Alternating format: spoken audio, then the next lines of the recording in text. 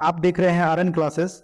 मैं आप लोगों के लिए आरआरबी एएलपी टेक्नीशियन का जो प्रीवियस ईयर क्वेश्चंस है वो सीरीज कंटिन्यू कर रहा हूं। आज मैं 13 अगस्त 2018 का शिफ्ट नंबर 2 और 3 का एनालिसिस करूंगा। इसका शिफ्ट नंबर 1 का मैं एनालिसिस कर चुका हूं और इससे पहले मैं 9 अगस्त के तीनों शिफ्टों का एनालिसिस कर लिया हूं। चूंकि एग्जाम का डेट बहुत ही नजदीक है, इसीलिए मैंने डिसाइड किया कि एक दिन का जो तीनों शिफ्ट है उसका मैं एक वीडियो लाऊंगा, ताकि जल्दी से 7 से 8 दिन में ये पूरा का पूरा खत्म हो जाए। और उसके बाद लास्ट में सारे को मैं कंपाइल कर दूंगा और उसका पीडीएफ हमारे टेलीग्राम चैनल पे आपको मिल जाएगा। तो आइए शुरू करते हैं। पहला क्वेश्चन है, युग्मक संलयन को डैश के रूप में परिभाषित किया जाता है। तो देखिए, युग्मक संलयन क्या होता है?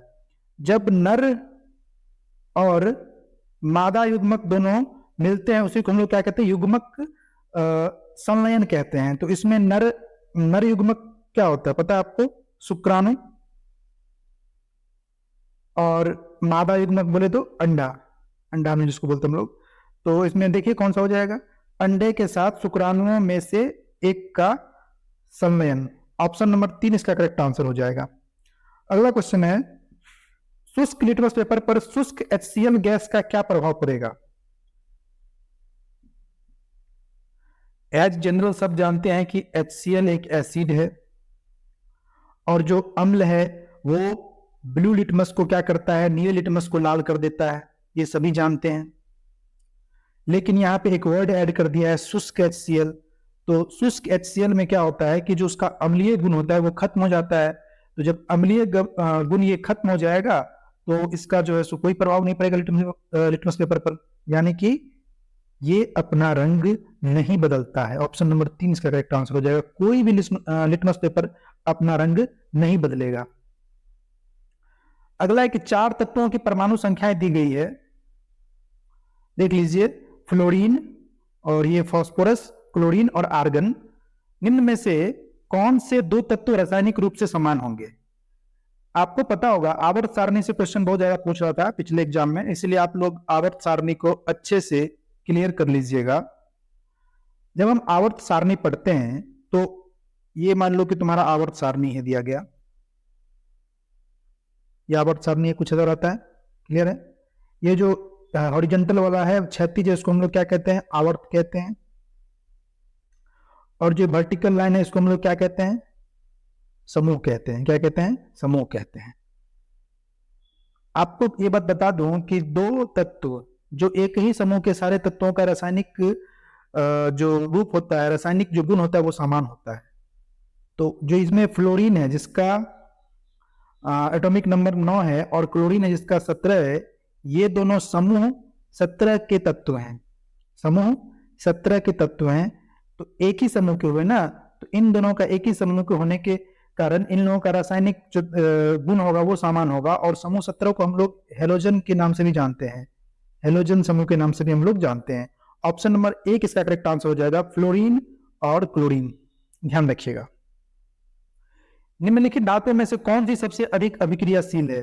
तो एक आप लोग ये याद कर लीजिएगा कि धातुओं का जो अभिक्रियाशील के जो क्रम में कौन अधिक अभिक्रिया करता है, कौन कम अभिक्रिया करता है, मैं आपको यहाँ पे लिख देता हूं। सबसे अधिक अभिक्रियाशील आपका कैल्शियम है, magnesium, aluminium, zinc, iron, tin, lead जिसको हम लोग पीबी से लिखते हैं, कॉपर, मरकरी और सिल्वर। अब देखिए, कैल्शियम क्या है? सबसे अधिक अभिक्रियाशील। ऑप्शन नंबर 1 इसका करेक्ट आंसर हो जाएगा। ये जो आपका ये है इसको याद कर लीजिएगा, ये बहुत काम आने वाला है। इससे एक क्वेश्चन बन जाएगा आपका एग्जाम में। जब बंदूक से गोली चलाई जाती है तो बंदूक विपरीत दिशा में धकेलती है, यह न्यूटन के किस नियम का चित्रण करता है? जाहिर सी बात है, आप बंदूक से गोली इधर चलाओगे तो बंदूक पीछे की ओर धकेलेगी। न्यूटन का तृतीय नियम। क्लियर है? न्यूटन का प्रथम नियम, तृतीय नियम और द्वितीय नियम, तीनों को अच्छे से देख लीजिएगा। अगला क्वेश्चन है कि विद्युत धारा को मापने के लिए निम्न में से किस उपकरण का उपयोग किया जाता है? Very easy question. विद्युत धारा को मापने के लिए हम लोग किसका उपयोग करते हैं? आमीटर का उपयोग करते हैं। किसका उपयोग करते हैं? आमीटर का। और जो विद्युत धारा होता है उसका जो यूनिट, उसको हम लोग एम्पीयर किसे डिनोट करते हैं? ए से डिनोट करते हैं। और एक इलेक्ट्रॉन पे कितना चार्ज होता है इसको भी ध्यान रखना, 1.6 इंटू 10⁻⁻19 कूलम होता है। क्लियर? अगर न्यूमेरिकल है इसको अच्छे से हम लोग देखते हैं क्या दिया गया। देखो, एक ध्वनि तरंग में 4 किलो हर्ज की आवृत्ति और 40 सेंटीमीटर की तरंग दैर्घ्य है। 3.2 किलोमीटर की दूरी तय करने में ध्वनि तरंग द्वारा लिया गया समय कितना है, टाइम पूछ रहा है। सबसे पहले इसका हम लोग डिस्टेंस दिया गया है, समय पूछ रहा है, तो फॉर्मूला क्या होता है आपको पता है ना, टाइम बराबर क्या होता है, डिस्टेंस बट्टा स्पीड। हम लोगों को पहले स्पीड निकालना है। स्पीड कैसे निकालते हैं, तो एक फॉर्मूला होता है, आपको ध्वनि चैप्टर में पढ़ेंगे साउंड में, वेलोसिटी बराबर लैम्बडा इंटू 1 टाइम पीरियड। इस फॉर्मूला से हम लोग क्वेश्चन को सॉल्व करते हैं। ये तरंग दैर्घ्य का है, लैम्बडा 40 सेंटीमीटर दिया गया है, और 1 टाइम पीरियड को हम लोग क्या बोलते हैं, आवृत्ति भी तो बोलते हैं, फ्रीक्वेंसी। तो ये जो फॉर्मूला कुछ ऐसा निकल कर जाएगा, लैम्बडा गुना एफ। फॉर्मूला पता चल गया आप लोगों को। अब आगे आइए, वेलोसिटी बराबर बताए थे अभी तरंग दैर्घ्य गुना आवृत्ति। तरंग दैर्घ्य कितना है, 40 सेंटीमीटर, मीटर में बदल लेंगे तो 40/100 हो जाएगा। आवृत्ति कितना है, 4 किलो हर्ज है, तो इसको हम लोग ऐसे बदल देते हैं तो कितना हो जाएगा, 4000 हो जाएगा। ठीक है, कट गया कट गया, ये कटा ये कटा, कितना निकल गया, 1600 मीटर में बदलते हैं तो मीटर और सेकेंड हो जाएगा। वेलोसिटी निकल के आ गया आपका 1600 मीटर पर सेकेंड। ठीक है, डिस्टेंस दे रखा है, वेलोसिटी कितना निकल के आ गया जरा बताना, 1600 मीटर पर सेकेंड। डिस्टेंस दिया है 3.2 किलोमीटर।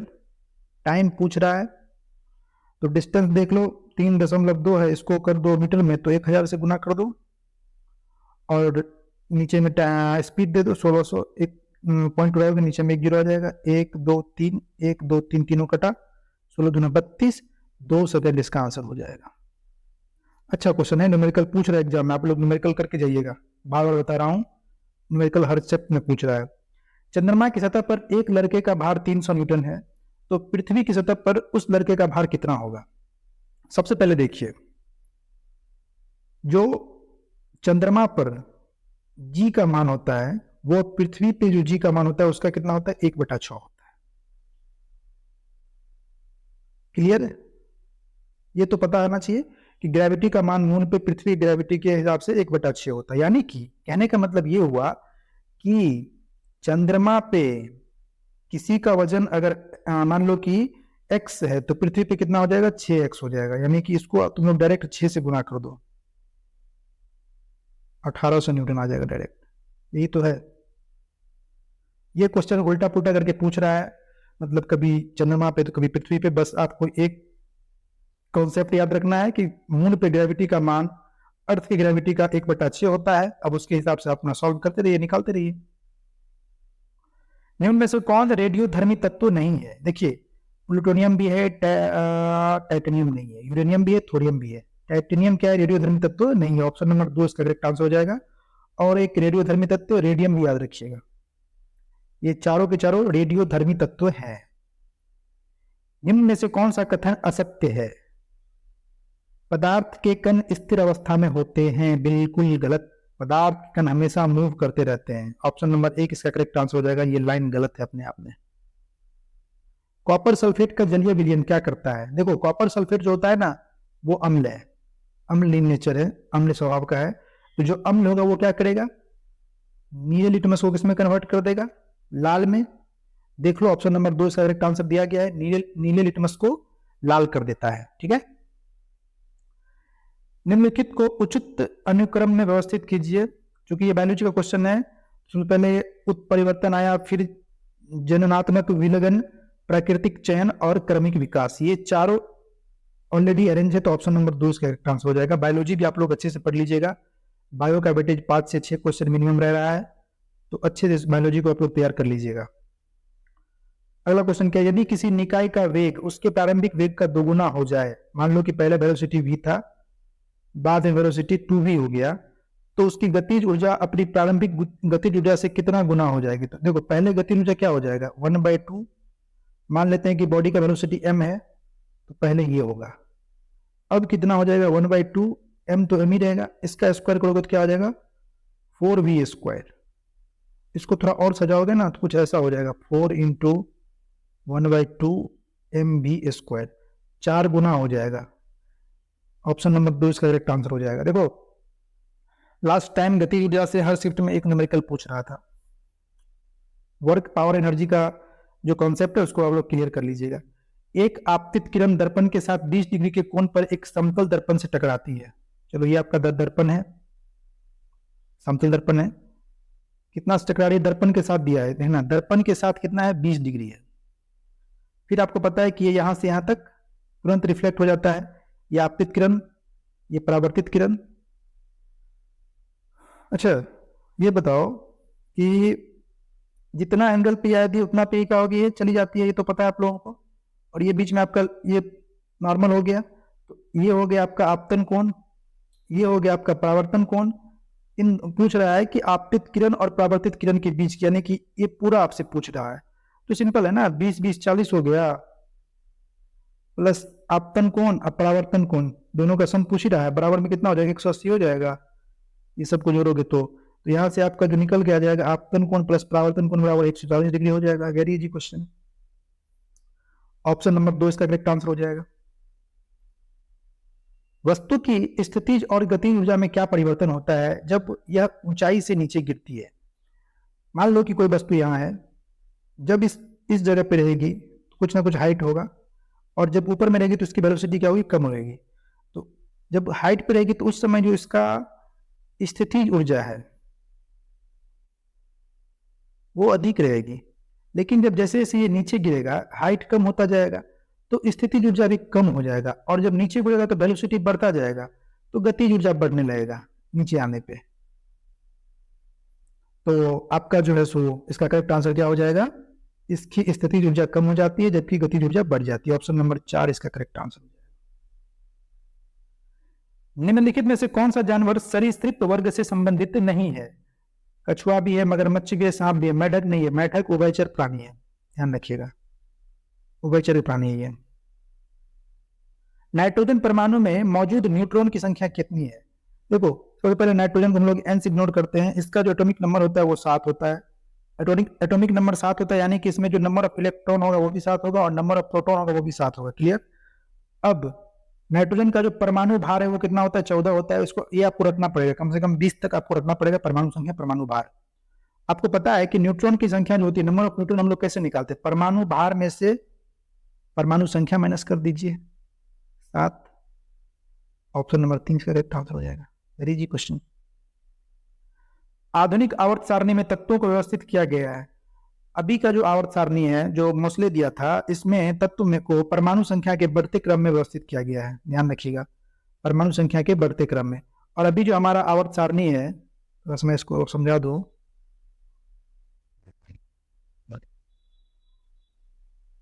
कुछ ऐसा है।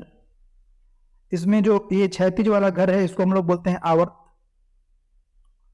और जो लंबवत वाला है इसको हम लोग बोलते हैं समूह। अभी हमारे पीरियोडिक टेबल में आवर्त की संख्या कितनी है, 7 है, और समूह कितने हैं, 18 है। ध्यान रखिएगा, इसको पूछ लेगा एग्जाम में। और आवर्त सारणी को तो आप लोग कंठस्थ करके जाइए, क्योंकि देख रहे हैं कि पिछले साल के एग्जाम में 3-3 2-2 क्वेश्चन लगातार पूछ रहा था इससे।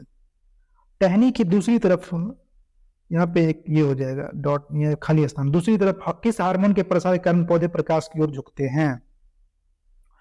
तो जो झुकना होता है ये सारा का सारा आपका ऑक्सिन की वजह से होता है। कौन सा हार्मोन? Auxin hormone. एक हार्मोन है साइटोकिनिन, ये क्या करता है, जो पौधे की पत्ती है ना उसको मुरझाने नहीं देता, यानी कि मुरझाता तो है लेकिन देर से मुरझाता है। उसके बाद एब्सिसिक एसिड, इसको हम लोग तनाव हार्मोन भी कहते हैं। और जो जिब्रेलिन है ये तने की लंबाई के लिए जिम्मेदार है। तो प्लांट हार्मोन को एक बार अच्छे से पढ़ लीजिएगा, क्योंकि उससे क्वेश्चन लगातार हर एग्जाम में पूछ लेता है। ठीक है? निम्न में से कौन सी धातु सबसे अधिक अधातु वर्धनीय है? अधातु वर्धनीय क्या होता है, यानी कि जिसको तुम पीठ की लंबा पतला खूब कर सको, खूब पतला कर सको, उसको हम लोग कहते हैं अधातु वर्धनीय। वैसे तो पूरे जो यूनिवर्स है उसमें जो अगर तत्व की बात करें, जो धातु है उसमें सोना सबसे अधिक अधातु वर्धनीय है, ध्यान रखिएगा। लेकिन यहां ऑप्शन में सोना नहीं है, तो कौन है? चांदी है। ऑप्शन नंबर 1 इसका करेक्ट आंसर हो जाएगा, चांदी। ठीक है? और अगला देखते हैं। अब हम 13 अगस्त 2018 का शिफ्ट नंबर 3 देखते हैं, क्योंकि समय की पाबंदी की वजह से हम चाह रहे हैं कि आप लोगों को एक दिन में तीनों शिफ्ट का एनालिसिस करवा दे, 6 से 7 दिन में ये पूरा कंप्लीट हो जाए, और आप लोग इस क्वेश्चन को देख के ही अपना तैयारी का थोड़ा सा कुछ अगर बदलना हो या कुछ चीज छूट रहा हो तो उसको आप लोग तैयार कर पाए। तो ये शुरू करते हैं। पहला क्वेश्चन है, ध्वनि किस माध्यम में यात्रा नहीं कर सकती? सबसे देखिए, ध्वनि जो है इसको यात्रा करने के लिए माध्यम चाहिए होता है। दो ही चीज तो होता है, एक माध्यम होता है और एक निर्वात होता है, जहां पे कोई माध्यम नहीं होता। तो द्रव, ठोस, हवा, ये सब तो माध्यम हो गया। निर्वात ये कोई माध्यम नहीं हुआ, तो ये निर्वात में यात्रा नहीं कर सकती है। ऑप्शन नंबर 4 इसका करेक्ट आंसर हो जाएगा। निम्न में से कौन कार्बन का संयुक्त रूप नहीं है? देखिए, कार्बन के दो रूप होते हैं, एक होता है ये मुक्त अवस्था में और एक होता है ये संयुक्त अवस्था में। मुक्त अवस्था में कार्बन, दो तरह के कार्बन पाए जाते हैं, एक हीरा और एक ग्रेफाइट। संयुक्त अवस्था में आपके जितने भी सारे कार्बन के मतलब यौगिक हो गए, चाहे वो कैल्शियम कार्बोनेट हो गया, चाहे वो जिंक कार्बोनेट हो गया, चाहे वो कोला हो गया, ये सब संयुक्त अवस्था में पाए जाते हैं। तो मुक्त अवस्था में दो ही होते हैं। तो पूछ रहा है कि संयुक्त रूप नहीं है, तो हीरा ऑप्शन दिया, क्योंकि हीरा क्या है? मुक्त रूप है कार्बन का। ठीक है। निम्नलिखित नियम किसने दिया था कि तत्वों के गुण उसके परमाणु भारों के आवर्त फलन है? देखिए, परमाणु भार के आवर्त फलन है, ये दिया था मेंडलीव ने। मेंडलीव का जो आवर्त सारणी था वो परमाणु भार के आधार पर सजाया गया था। डोबेरेनर पता है, डोबेरेनर ने त्रिक का नियम दिया था, एक साथ 3 तत्व को रखा और कहा कि तीनों का रासायनिक गुण समान होगा, परमाणु भार के आधार पर रखा था, और ये बताया था कि बीच वाला का जो परमाणु भार होगा शुरू और लास्ट वाले का औसत होगा। मौसले जो आधुनिक आवर्त सारणी है, उन्होंने परमाणु संख्या के बढ़ते क्रम में सजाया है। जो न्यूलैंड है, इन्होंने अष्टक का नियम दिया था। ध्यान रखिएगा, अष्टक का नियम क्या था? कुछ खास नहीं था, 8 एलिमेंट को एक साथ रखे थे इन्होंने, एक साथ 8 एलिमेंट को रखा और कहा कि पहला वाला और 8वां वाला, इन दोनों का गुण मिलेगा। बस यही था न्यूलैंड का अष्टक नियम, जो कि बाद में फेल कर गया और अभी बस चल रहा है मौसले का। अगला क्वेश्चन देखो, यदि एक डोबेरेनर त्रिक के पहले और तीसरे सदस्य फास्फोरस और एंटीमोनी है, पहला क्या है? फास्फोरस, और दूसरा क्या दिया गया है? एंटीमोनी दिया गया है। ठीक है, एंटीमोनी। हाँ, तो पूछ रहा है कि त्रिक का दूसरा सदस्य कौन होगा? बीच वाला पूछ रहा है। देखो, डोबेरेनर का 2 3 4 5 होगा मुश्किल से, या फिर 3 त्रिक है, ध्यान रखना, उसको याद ही कर लो, क्योंकि उल्टा पुल्टा करके क्वेश्चन पूछ लेता है। एक याद कर लेना तुम लोग, लिथियम, सोडियम और पोटासियम, एक त्रिक ये हो गया इसका। और जो एक त्रिक दिया था वो दिया था तुम्हारा फास्फोरस और आर्सेनिक और एंटीमोनी। ठीक है, ऑप्शन नंबर 4 आर्सेनिक इसका आंसर हो जाएगा, ध्यान रखना। किसी विशिष्ट प्रतिध्वनि को सुनने के लिए मूल ध्वनि और परावर्तित ध्वनि के बीच का समय अंतराल कम से कम होना चाहिए। जैसे देखो, तुम यहां से एक साउंड गया, साउंड टकरा के वापस आएगा, जिसको हम लोग क्या कहते हैं? प्रतिध्वनि कहते हैं। अंग्रेजी में इसको हम लोग इको कहते हैं। क्या कहते हैं? इको कहते हैं। देखो, हमारा जो दिमाग है वो 0.1 सेकेंड तक किसी भी ध्वनि को अपने पास रखता है दिमाग में, तब तक तो वो अब फिर वही कह रहा है कि वही ध्वनि फिर वापस आ रहा है, तो उसी ध्वनि को दोबारा सुनने के लिए कम से कम 0.1 सेकेंड से तो अधिक आप समय दीजिएगा ना अपने दिमाग को, जो उसको रिकॉग्नाइज कर पाएगा। तो वही है कि 0.1 सेकेंड से अधिक होना चाहिए प्रतिध्वनि का समय। ठीक है, 1 ट्रिलियन जिसकी हाइड्रोजन आयन सांद्रता 1 × 10⁻⁵ मोल प्रति लीटर, तो पीएच का मान क्या होगा? जो पावर में होगा उसी का ध्यान रखना, ऐसे लिखना है इसको, 10⁻⁵ है ना। ये जो हो जाएगा, यही हो जाएगा आपका पीएच का मान। ऑप्शन नंबर 2 करेक्ट हो जाएगा इसका। निम्नलिखित में से कौन सा एक स्वैच्छिक क्रिया नहीं है? यानी कि जो अपने आप घटित होती है। कुर्सी आप हिलाते हो तब हिलता है, हृदय गति स्वैच्छिक क्रिया है, अपने आप इसको नहीं गति करवाते हो, वो स्वैच्छिक क्रिया है। मुट्ठी आप स्वैच्छिक क्रिया नहीं है, सॉरी, मिट्टी स्वैच्छिक क्रिया है, और वस्तु भी स्वैच्छिक क्रिया से उठाते हैं आप लोग। तो हृदय गति इसका ऑप्शन हो जाएगा, option number 2 correct answer. Very easy question. यांत्रिक ऊर्जा का योग होता है गतिज ऊर्जा प्लस स्थितिज ऊर्जा, कहाँ है? मार दो, वेरी इजी क्वेश्चन। जो मैकेनिकल एनर्जी होता है, अंग्रेजी में यांत्रिक ऊर्जा को हम लोग कहते हैं मैकेनिकल एनर्जी, ये होता है काइनेटिक एनर्जी और plus potential energy. Kinetic energy आपका गतिज ऊर्जा हो गया और पोटेंशियल एनर्जी आपका स्थितिज ऊर्जा हो गया। तो गतिज ऊर्जा और स्थितिज ऊर्जा दोनों का सम हो जाता है यांत्रिक ऊर्जा।